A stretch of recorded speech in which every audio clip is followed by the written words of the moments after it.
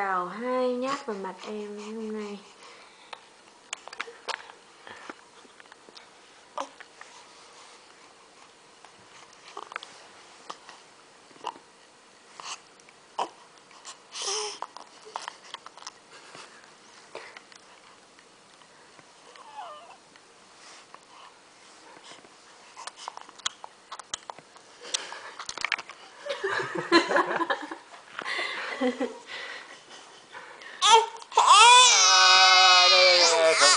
Không đùa. Em mặc áo 18 tháng em mới vẫn tự cào vào mặt được. Em giỏi quá. Mẹ xem như nào khâu Mi tên cho em. rồi mai mẹ khâu.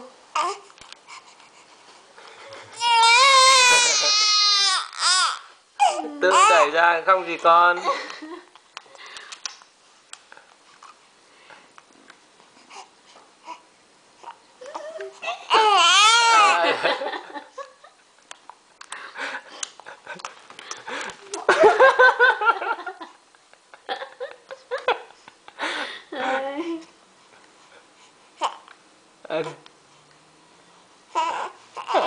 Đây không vờn em nữa.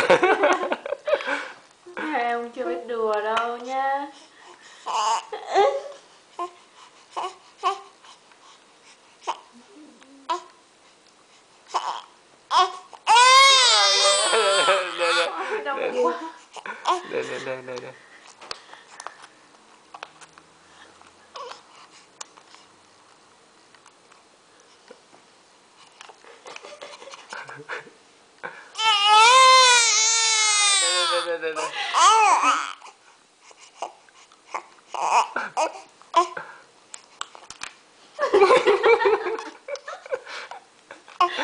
Đây. Đây.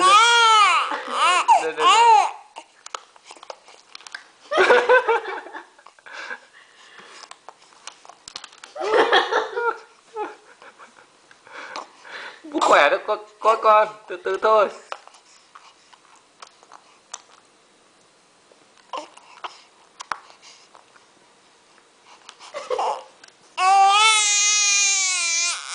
Chắc biết không có gì đấy. Không có gì là Không phải đâu, mà là nó cứ rít vội vàng xong rồi nó lại phải nghỉ ấy. Thì lúc nó nghỉ nó lại bắn ra.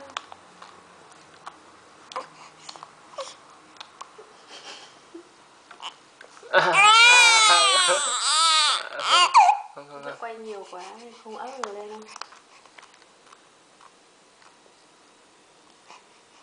Hôm nay em tròn 1 tháng nha.